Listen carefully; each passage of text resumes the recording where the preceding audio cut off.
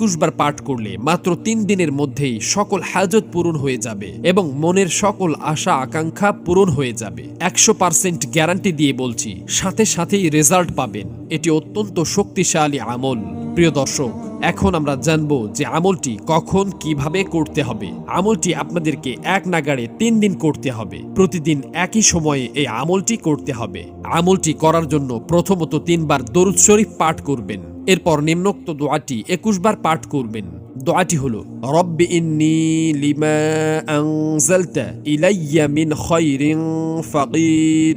এর অর্থ হলো, হে আমার পালনকর্তা, তুমি আমার প্রতি যে অনুগ্রহ নাজিল করবে আমি তার মুখাপেক্ষী। সূরা কাসাস আয়াত নং 24।